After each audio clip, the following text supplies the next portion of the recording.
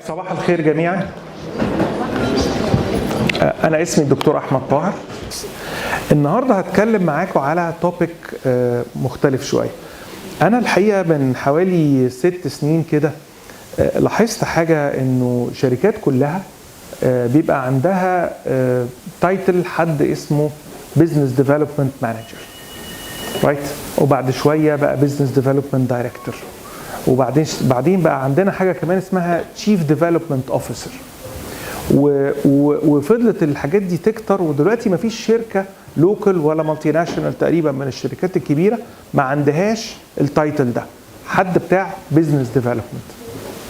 طيب ده كلام لطيف. نبص بقى فين الاديوكيشن بتاع الناس دي. انا بدرس اندر جراديويت في الاي يو سي، وبدرس جراديويت وفول تايم هناك. قعدت ابص، طب احنا ما عندناش كورس اسمه بزنس ديفلوبمنت ليه؟ قلت طب ما نعمل كورس. فابتديت ابص في الدنيا، دورت في كل الجامعات اللي عرفت احط ايدي عليها، وهارفارد وستانفورد واوروبا واستراليا وحتى اليابان، ما لقيتش اي جامعه بتدي كورس واحد يوحد ربنا اسمه بزنس ديفلوبمنت. قلت طب ما يمكن ده مش محطوط في الكريكولا بتاع الجامعات، نبص على التريننج. فابتديت اشوف كل شركات التريننج الكبيره اللي انا اعرفها وورلد وايد، ما لقيتش حد بيدي كورس واحد اسمه بزنس ديفلوبمنت. مش دي حاجه غريبه شويه؟ ان كل شركات العالم الكبيره عندها كور فانكشن اسمها بزنس ديفلوبمنت، ومفيش كورس واحد في اي ام بي اي بروجرام ولا حتى اندر جراديويت ولا تريننج ولا كونتينيوينج اديوكيشن اسمه بزنس ديفلوبمنت. في حاجه مش مظبوطه، في حاجه مش طبيعيه. قلت طب خلاص ننزل اعمق شويه، نخش ريسيرش.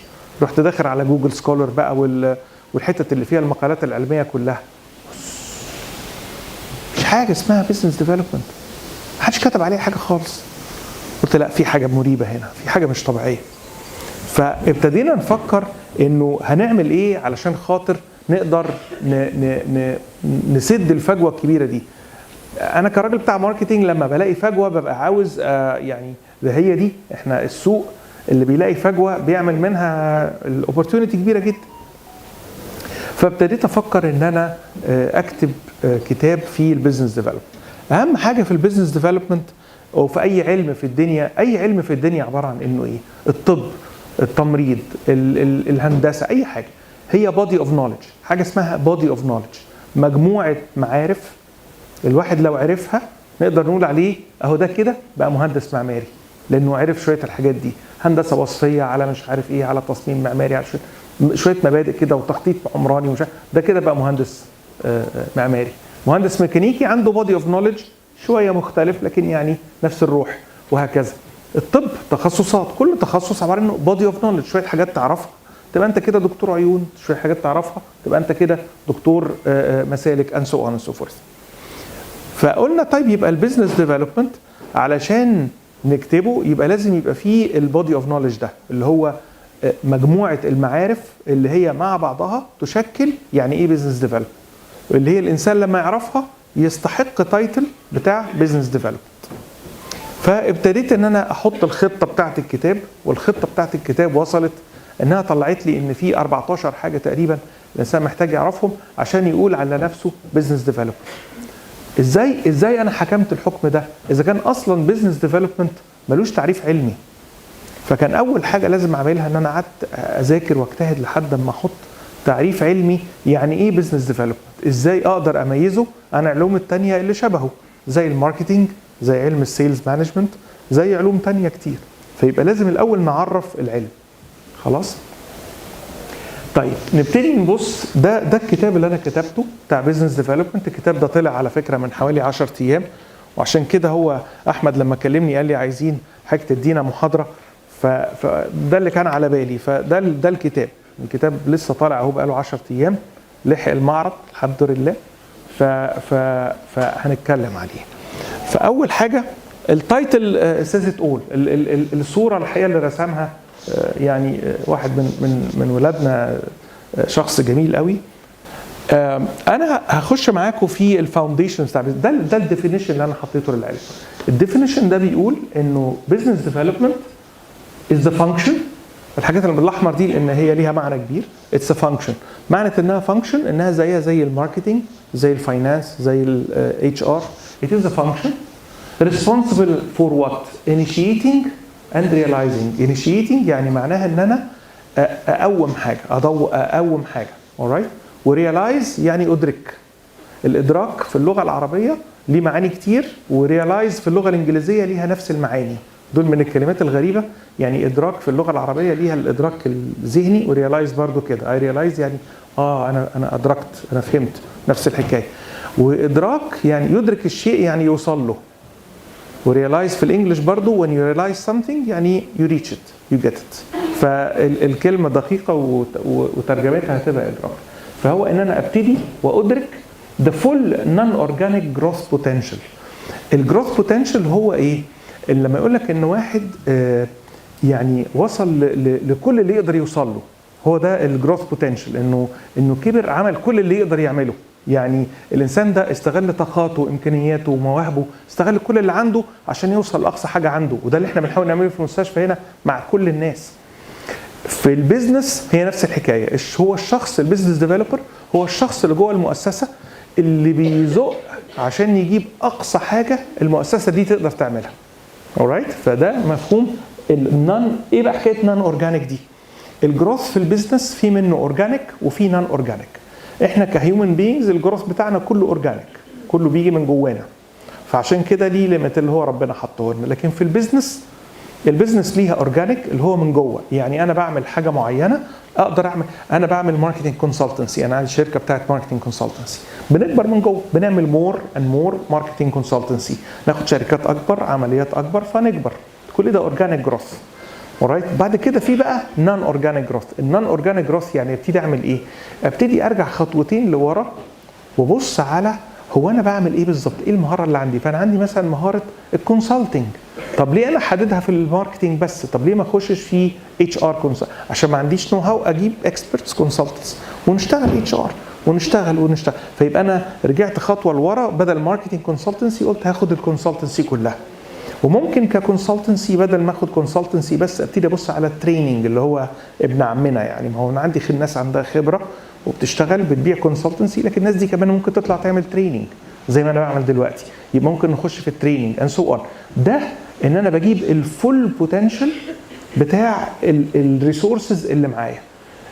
الريسورسز اللي معايا دي عندها الاورجانيك بوتنشال بتاعها انها تشتغل اكتر، تشتغل بذكاء اكتر الى اخره. وبعدين في النون اورجانيك ان انا ابتدي اخش في الفيلد اللي جنبي او في البلد اللي جنبي او وات ايفر. هنتعلم دلوقتي هنعمل كده ازاي. of the organization within the boundaries of corporate strategy. طبعا بعمل ده من جوه الباوندريز بتاع corporate strategy. فانا حدودي هي الاستراتيجيه اللي محطوطه. فانا ك 57 مثلا لو عايز اعمل بزنس ديفلوبمنت، انا بعمل زي ما انا عاوز في حدود الاستراتيجيه اللي موجوده. يبقى في استراتيجي محطوطه، ووذين الاستراتيجي دي اطلق لخيالك العنان. يبقى ده البدايه. نفهمها اكتر شويه. في واحد اسمه أنسوف ده إيجور أنسوف، هو من أصل روسي لكن هو طبعا هاجر أمريكا وعاش هناك. سنة 72 أنسوف حط الميتريكس العبقري ده، والميتريكس ده إلى يومنا هذا بنستعمله لأنه 72 فالناس بعد شوية بطلت تفكر فيه وكل شوية نعيد اكتشافه تاني. وأنا رأيي إن الميتريكس ده هو أساس البيزنس ديفلوبمنت. فلو بصينا في الميتريكس ده هنلاقي ان احنا عندنا انت يا اما بتشتغل في الكارنت ماركت بتاعك. يعني احنا كمستشفى الكارنت ماركت بتاعنا هو سرطان الاطفال الفوكس بتاعنا، والكارنت ماركت بتاعنا جغرافيا هو جمهوريه مصر العربيه، والكارنت ماركت بتاعنا هو عمليه علاج هؤلاء الاطفال وليس اي حاجه تانية. لان ممكن ابقى انا بعمل لهم مثلا سايكولوجيكال تريتمنت او كده، لا انا الكارنت ماركت بتاعي هو سرطان الاطفال في مصر. اما الكارنت برودكت اللي انا بقدمه فهو علاج. انا مش بقدم سايكولوجيكال هيلب ولا بقدم تبرعات، انا بقدم علاج، ده اللي انا بقدمه. فده هو الكارنت برودكت بتاعي. فانا جوه الماركت ده انا بقدم برودكت معين في ماركت معين، ده بنسميه ماركت بنتريشن. لما احب بكبر في نفس الحاجه، بعالج عدد اطفال اكبر، مش كده؟ بعالج انواع سرطان اطفال اكتر. هو ده اللي احنا عملناه من يوم ما ابتدينا لغايه النهارده، النمو بتاعنا بالمنظر ده. لكن مؤخرا، مش مؤخرا قوي، يعني من كام سنه كده واحنا بنراجع الاستراتيجي قلنا لا، احنا مش هنكتفي بكده، احنا محتاجين نطلع لاكتر من كده.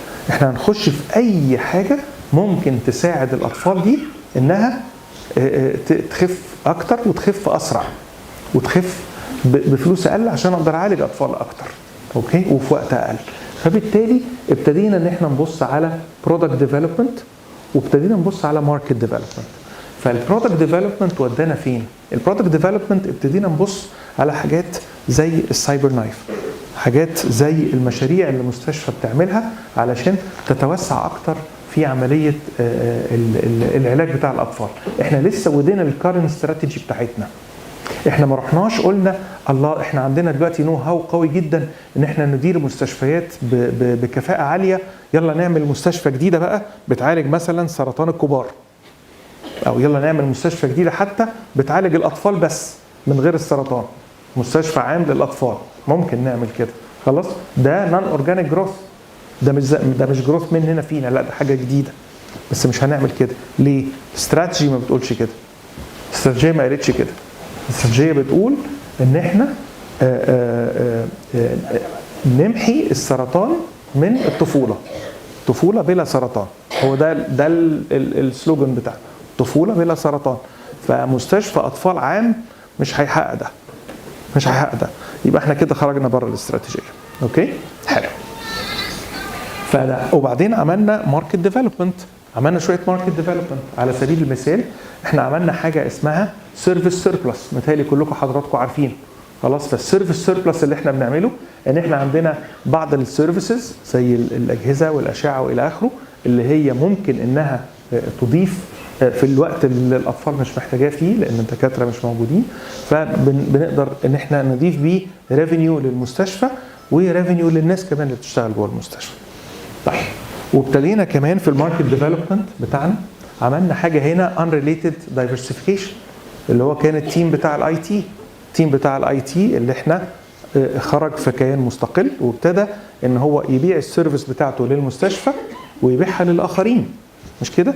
فاصبحت المستشفى عندها كيان سايد بيشتغل بيدي برودكت جديد خالص اللي هو الاي تي كونسلتيشن، استشارات اي تي في ماركت مختلف تماما، مش كده؟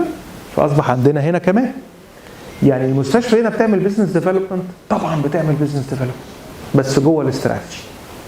عايز اقول لكم ان من اكتر القرارات اللي خدت مننا وقت في مجلس الاداره ومجلس الامناء عشان يتوافق عليها كان القرار بتاع فصل قطاع الاي تي، لان ما كانش سهل على كل الاعضاء، واحنا بناخد القرار بالاجماع ما بناخدش بالاغلبيه، ما كانش سهل على كل الاعضاء ان هم يهضموا، وكانوا خايفين على ان ده ياثر يشتتنا في الاداره بتاع المستشفى، وان ده يودينا في حته ثانيه، لان انت رايح في ماركت جديد ببرودكت جديد، انت ده قمه البيزنس ديفلوبمنت، ان انت رايح في ماركت جديد ببرودكت جديد وانريليتد كمان. يعني الخيط الرفيع اللي رابطنا بالمستشفى 57 هو سيرنر، لكن هم كمان بيجي لهم ساعات اي تي كونسلتنسيز مالهاش علاقه بسيرنر وبيروحوا فيها، يعني خلاص عدوا البحر. وبالتالي هو ده البيزنس ديفلوبمنت. الماتريكس ده هو ده اللي انسف عمله. انا الحقيقه خدت الماتريكس ده وسعته شويه، عملته كده، فبدل ما كنا بنتكلم على current product ونيو برودكت بقى في حاجه اسمها موديفايد برودكت، في برودكت كده مطور في النص. زي ايه؟ زي حضراتكم الاميونوثيرابي. alright، الاميونوثيرابي ده از موديفايد برودكت. انا هنا هبتدي اعالج بطريقه مختلفه عن الطرق اللي انا عارفها دلوقتي. فايتس لايك ا موديفايد برودكت.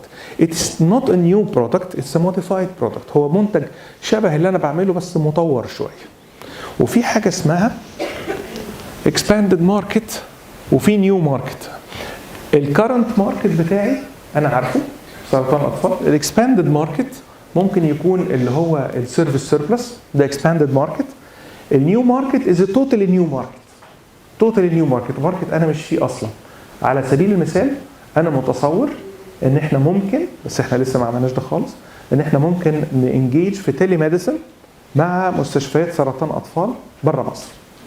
alright. فنبتدي ان احنا الخبرات اللي موجوده عندنا من الاطباء اللي موجودين عندنا، اللي هم بعضهم خبراته بقت نادره فعلا، وبقت خبراته من اقوى الخبرات اللي موجوده على الكره الارضيه في المجال بتاعه، نتيجه عدد الاطفال اللي بيمر عليه ونتيجه الديفلوبمنت اللي بيحصل له.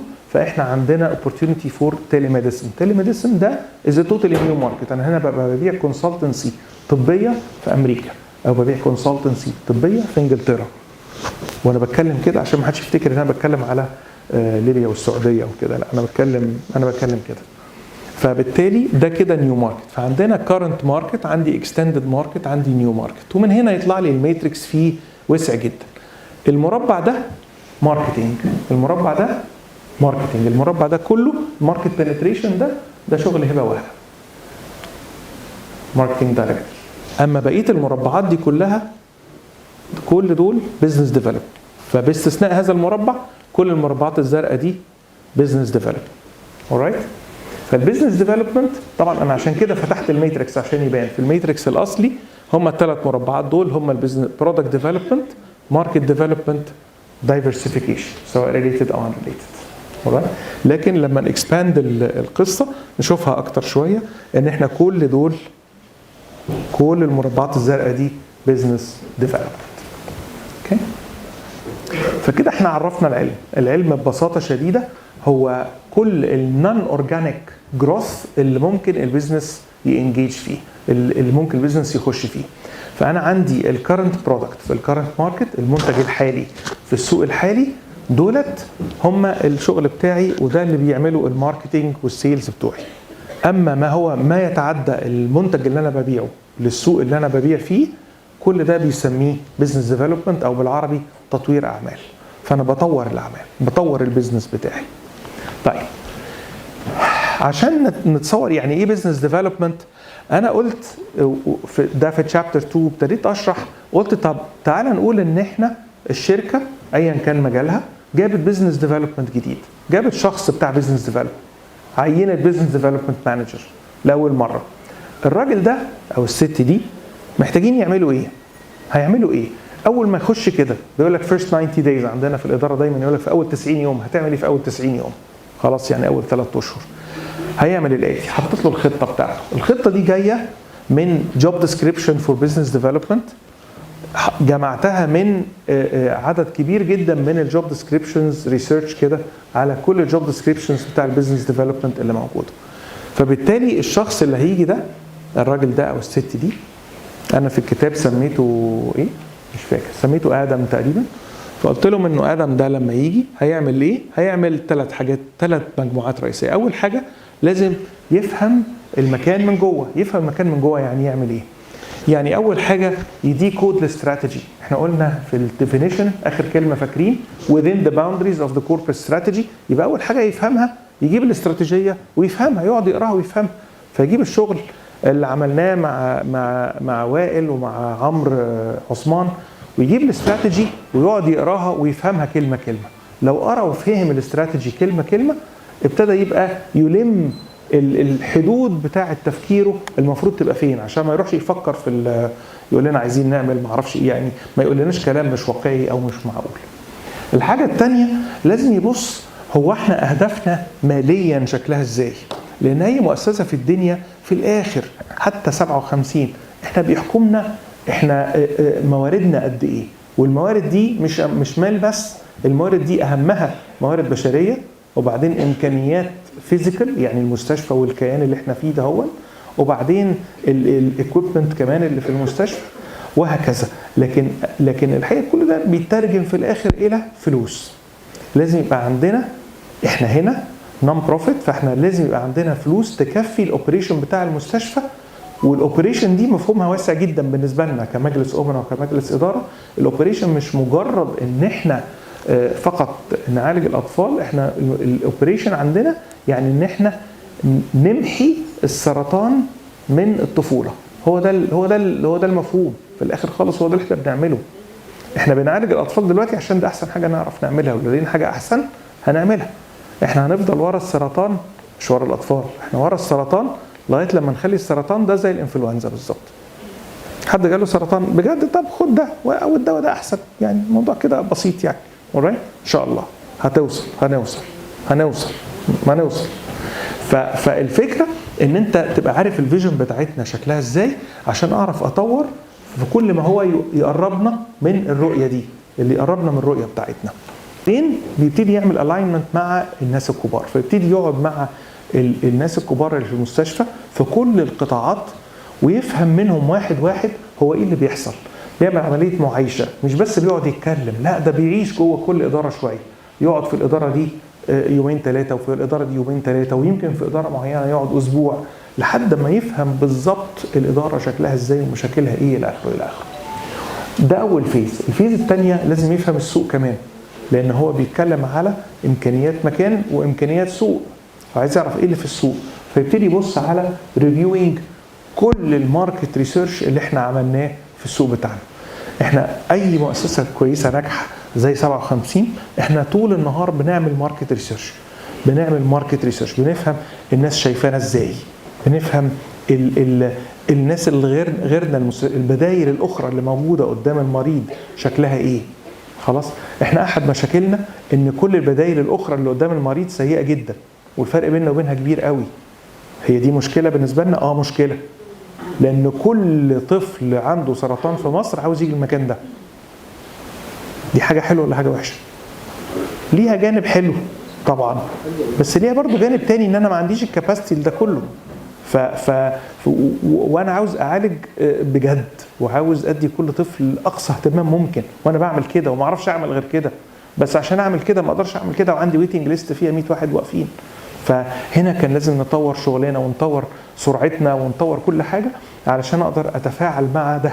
لكن النهارده احد الحاجات المهمه هو مستوى المنافسين، فلازم اعرف السوق فيه ايه.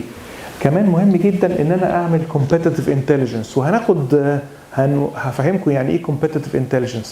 competitive intelligence يعني بنقول عليها الانتليجنس هي المخابرات، يعني المخابرات الانجليزيه او اللي هي البريتش انتليجنس اللي هي M6، والمخابرات المصريه اسمها الايجيبشن انتليجنس. فالانتليجنس معناها مخابرات. انت مطلوب ان احنا يبقى عندنا فكر شبه فكر المخابرات بالنسبه للمنافسين بتوعنا، فلازم نبقى عارفين تفاصيل كتيره جدا عنهم، وهنتكلم على الحته دي شويه. ده مهم، ده جزء من البيزنس ديفلوبمنت. الجزء الثالث كمان ان احنا لازم كل التقارير اللي بتطلع سكندري ريسيرش، مش معناها معمول في اسكندريه سكندري يعني، لا، سكندري ريسيرش يعني معناها ريسيرش معمول، مش معمول عشان 57، هو معمول عموما. وزاره الصحه عاملاه، وزاره التخطيط عاملاه، منظمه الصحه العالميه عاملاه، اي حد عامله خلاص. حتى رساله الدكتوراه معموله عن تخصنا، عن سرطان الاطفال، عن العلاج بتاع سرطان الاطفال في مصر او بشكل عام. كل ده لازم نبتدي يتلم ويتقري. ده جزء من البيزنس انتليجنس بتاعنا. والجزء الاخير هو الاندستري اكسبوجر، ان انا لازم ابتدي. اي اندستري في الدنيا ليها مجلاتها، اي اندستري في الدنيا ليها مجلاتها. في مجلات حضرتك عن رعايه الكلاب، وفي مجلات عن رعايه الحصنه اسكوتاريان، وفي مجلات عن كل حاجه في الدنيا، عن العجل لو انت غاوي تركب عجل، وفي مجلات للعجل، ومجلات مش مجله واحده. وبرضه في مجلات للمستشفيات، وفي مجلات للتدريب، وفي مجلات للصحه الى اخره. فلازم حضرتك المجلات والدوريات والمؤتمرات، نبقى في حد بتاع البيزنس ديفلوبمنت ده بيبص على كل ده وبيقرا كل ده وبيشارك في كل ده، عشان يبقى شايف الدنيا فيها ايه، امال هجيب فرص جديده منين. وكمان لازم ان هو يحضر مؤتمرين ل3 مؤتمرات كبار في السنه. ده جزء من شغله، ده مش ترفيه ولا فسحه، ده جزء من شغله. وعلى فكره اليومين 3 دول اللي بيروح فيهم مؤتمر بيبقى مشدود جدا، وبيتعب تعب شديد جدا، لانه بيشتغل 24 ساعه في اليومين دول. بيبقى بيقابل ناس وبيبادل كروت وبيعرف حاجات جديده ويفهم حاجات جديده. ده كل ده مطلوب. وكمان بيبقى بيحاول يخش جوه الجهات الرقابيه والجهات اللي هي بتوجه السياسات العامه في المجال اللي هو فيه. فبنتكلم في مجال الصحه والمستشفيات وطب الاطفال وسرطان الاطفال والى اخره. لازم يبقى متواجد جوه الدوائر السياسيه اللي بتحط السياسات بتاعه الحاجات دي. ليه؟ هنعرف ليه دلوقتي. فده التفاصيل بتاع الكلام اللي انا قلته. ان هو محتاج يعمل دي كودينج للاستراتيجي، محتاج يراجع الموارد بتاعه المؤسسه، محتاج يقعد مع كل القطاعات اللي جوه المؤسسه عشان يفهم المؤسسه كويس جدا. كمان محتاج بعد كده انه يفهم السوق، فمحتاج ان هو يقرا كل الماركت ريسيرش اللي بيحصل، محتاج ان هو يبص على كل السكندري ريسيرش اللي اتكتب علينا قبل كده وعلى القطاع كله، ومحتاج يعمل كومبيتيتيف انتليجنس. هاخد ديب دايف كده في كومبيتيتيف انتليجنس شويه. يعني ايه كومبيتيتيف انتليجنس؟ كومبيتيتيف انتليجنس ساعات في اللغه العربيه اتعلمنا انه بضدها تتميز الاشياء. يعني لو انا مش عارف اشرح لك يعني ايه ابيض، فانا اقول لك طب انت عارف الاسود؟ تقول لي اه، اقول لك بس انت كده ده بقى عكسه. فانا بقول لك هي مش ايه. competitive intelligence is not spying. هي مش تجسس، هي مش عمليه تجسس، وانما هي عمليه ان الواحد يبقى فايق ومركز في كل المعلومات اللي متاحه قدامه عن المنافسين. فايق ومركز لكل المعلومات اللي هتتاح قدامه عن المنافسين. وهتستغربوا الواحد لو مركز في الحته دي، احنا بنعرف كميه حاجات عن المنافسين غير طبيعيه، من اصحابنا ومن زمايلنا اللي راحوا اشتغلوا عند المنافسين ومن كل حاجه. تمام؟ فالحاجات دي كلها لو اتحطت مع بعضها واتلمت هيبقى عندنا صوره واضحه تماما عن المنافسين بتوعنا. هي مش كريستال بول، يعني هي مش كوره كده، مش سحر وشعوذه يعني ان انا بعمل انتليجنس، ولا هي مؤسسه، هي بروسيس مهمه جدا اللي بيها بقدر ان المانجمنت تفضل عارفه كويس قوي ايه اللي بيحصل حواليها وايه اللي احتمال يحصل حواليها، لان ده مهم جدا. مش بس كده، هي مش سيرش على الانترنت، مش جوجل سيرش. يعني الكومبيتيتيف انتليجنس جوجل سيرش.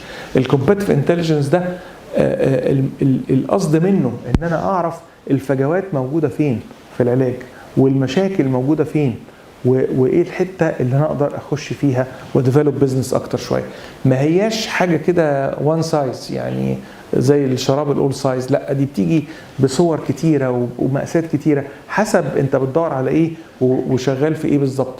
ومش هتبقى مفيده لو محدش سامع. لو انا بلم كل المعلومات دي وبعدين محدش بيسمع اللي انا بقوله او اللي انا بجيبه، ملوش فايده الكلام ده كله. كمان هي مش شغله واحد بس، هي شغله المؤسسه كلها. كلنا عندنا دور في الكومبيتيتيف انتليجنس، ودي حاجه مهمه جدا. هي اتس نوت فاد، هي مش حاجه بنعملها اسبوعين ونسكت، لا دي حاجه بنعملها طول الوقت، ده جزء من شغلنا كلنا. وكمان ما هياش قصه بتاعت سوفت وير وتكنولوجي، لا دي قصه بتاعت بشر اكتر منها اي حاجه ثانيه. ده الكومبيتيتيف انتليجنس. هي مش سبريد شيت كمان، لا ده هي كوانتيتيف وكواليتيف اناليسيس. ده المصدر بتاع الكلام ده. اخر حاجه في دور البيزنس ديفلوبمنت هو مش دور في الفاونديشن، ان هو عشان اعرف اشتغل بيزنس ديفلوبمنت اصلا، اخر حاجه ان انا ابتدي افهم كمان الاندستري، يبقى عندي اندستري اكسبوجر. زي ما قلنا ان انا بتابع البورتالز والمجلات، بحضر مؤتمرين 3 وبشارك في الدوائر اللي بتحط السياسه. من الاخر عشان نفتكر هو البيزنس ديفلوبمنت هو ايه؟ البيزنس ديفلوبمنت هو ان احنا بناخد المنتج بتاعنا ونطلع بيه في اتجاهات تانية، وبناخد السوق بتاعنا ونطلع بيه في اتجاهات جديدة، ومن هنا يبقى ده بيزنس ديفلوبمنت. الماركتينج، ايه الفرق بينه وبين الماركتينج؟ الماركتينج بيتكلم على المنتج الحالي في السوق الحالي، انما وانس طلعت للسوق اللي جنبك موديفايد ماركت او السوق البعيد نيو ماركت، يبقى ده بيزنس ديفلوبمنت. البرودكت الحالي اللي انت بتعمله وانس طلعت الماركت جديد كده. والامثله الهائله اللي عندنا في المستشفى هي قطاع الاي تي، ده دايفرسيفيكيشن. عندنا التكنولوجيز الجديده اللي احنا داخلين فيها زي الاميونوثيرابي، ده نيو برودكت تماما بس لنفس الماركت.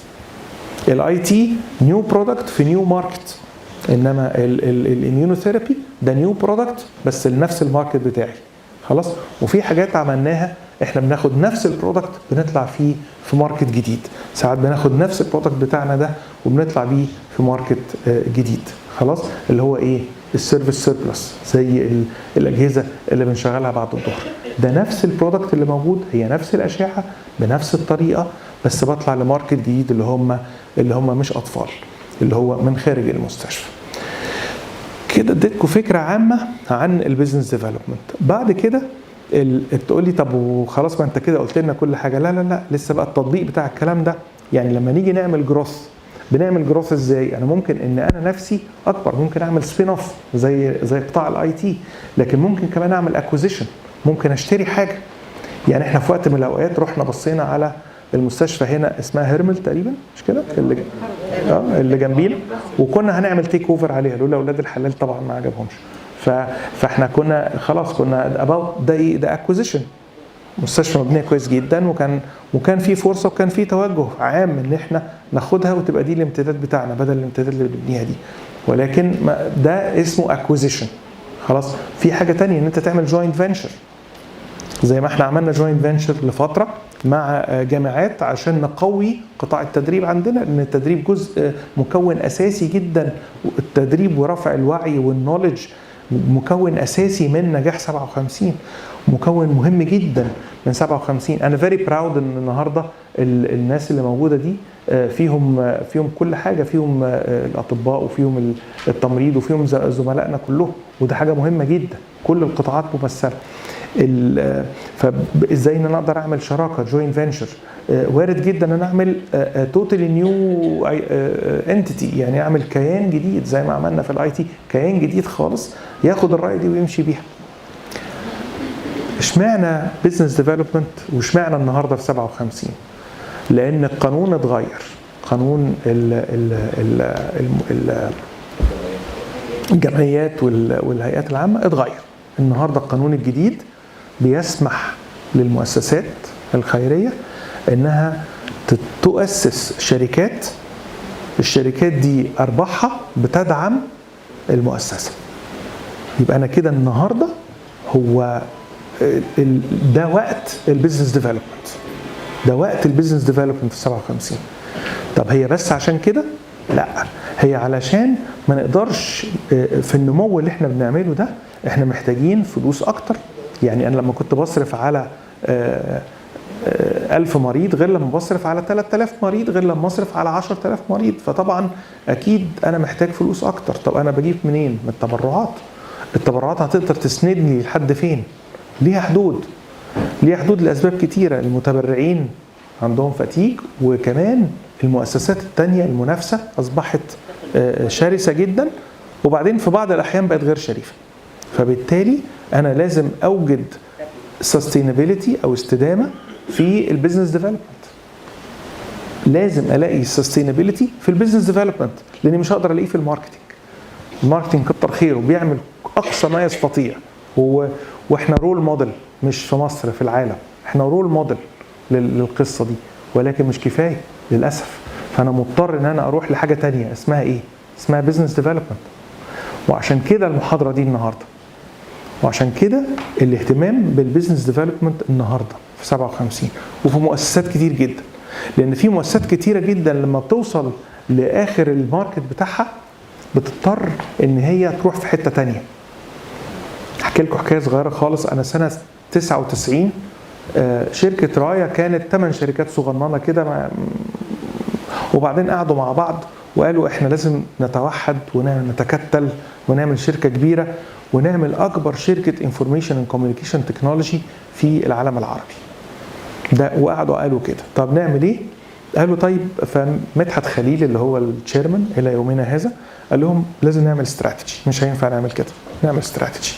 فالمهم دوروا وطلبوني، رحت قابلت مدحت، انا ما كنتش اعرفه لكن اترشحت له، فرحت قابلته وقال لي خلاص انت اللي تعمل لنا استراتيجي، عايزين نعمل الاستراتيجي بتاعتنا. وحطينا اول استراتيجيه، وطلعوا من حوالي 80 مليون تيرن اوفر في السنه لمليار تيرن اوفر في 4 سنين.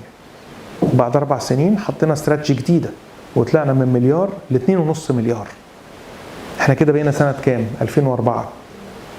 وبعدين 2008 جه في 2008 فبعت لي جواب شكر جميل قوي. قال يعني بقى بعد ما افتكر يعني بعديها بعت لي جواب شكر حلو قوي ان انت عملت لنا استراتيجي هايله وعلمتنا كلنا يعني ايه استراتيجي. جواب حلو قوي شايله عندي.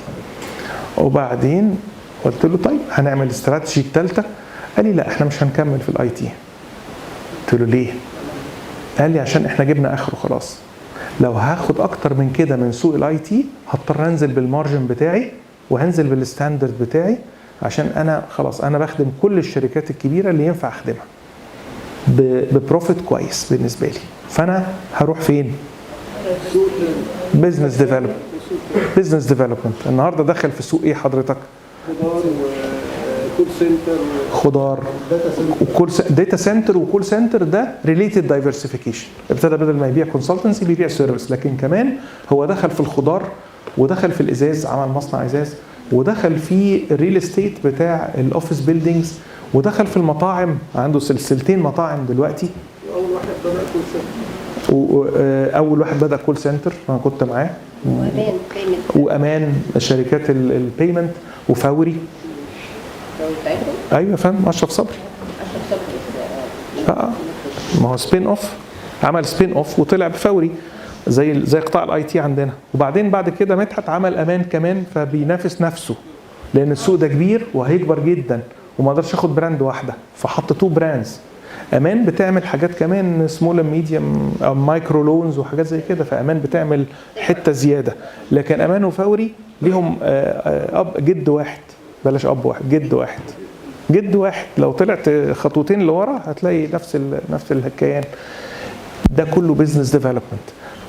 المؤسسات اللي بتنجح زينا بعد مرحله معينه لازم يفكر ان هو يعمل بزنس ديفلوبمنت، لانه الاستمرار في النمو بنفس الطريقه بنفس المنهج بتلاقي نفسك خلاص وصلت للاخر. ستاربكس النهارده بعد النجاح اللي حققه في امريكا كلها وفي اوروبا كلها، ستاربكس النهارده راح فين؟ راح الصين. راح الصين. ستاربكس بيفتح محل كل 15 ساعه في الصين. سوق بقى كبير. الصين قد امريكا كم مره؟ 10 مرات تقريبا. فالسكه مفتوحه. ما هو لقى ان امريكا واوروبا دول ما بيخلفوش وما بيزيدوش يعني خلاص جبنا اخرهم، هنعمل ايه؟ فنروح فين؟ نروح ماركت جديد بس بنفس البرودكت، لان لسه في ماركت كتير في نفس البرودكت. لما هيخلص هيبتدي يخش في حاجه ثانيه. خلاص هيبتدي يخش في حاجه ثانيه. بيبسي خلاص شربت العالم كله بيبسي، بعد كده راحت فين؟ راحت فين؟ بيتزا هات، بيبسي. اوكي. وليز كلها على بعضها كده في السناكس، دخلت في السناكس ودخلت في المطاعم والى اخره والى اخره، ودخلوا في الحاجات دي كلها. بيتزا هات وكنتاكي، كل الحاجات دي. كنتاكي امريكانا؟ لا يا فندم، امريكانا ده الفرانشايزي بتاعهم في المنطقه العربيه، لكن الشركه نفسها مملوكه بره لمين؟ لبيبسي. اوكي. فلان بيبسي بتعمل ايه؟ بزنس ديفلوبمنت. مش هقدر اكبر اكتر من كده وانا بس الناس الميه الحمراء المعسله اللي فيها صودا دي. خلاص ده اخرنا كده. فلازم نطلع بحاجات جديده، حاجات ريليتد، يعني يعمل اكوا فينا او يعمل دساني اللي هي بيبسي وكوك يعني، او حاجات ان ريليتد ابعد شويه، مطاعم وليهم كمان انفستمنت في حاجات تانية. وفتره على فكره اشتروا سجاير وبعدين باعوها لانه قالوا لا مش عايزين ندخل الحاجات دي عندنا، فراحوا مبيعينها تاني and so on. انا هكتفي بكده النهارده. لو حضراتكم عايزين نخش في بعض التفاصيل ممكن نبقى نعمل لها محاضره تانية. اشكركم جدا. النهارده يوم جميل وبدايته جميله، اتمنى لكم ويك اند سعيد.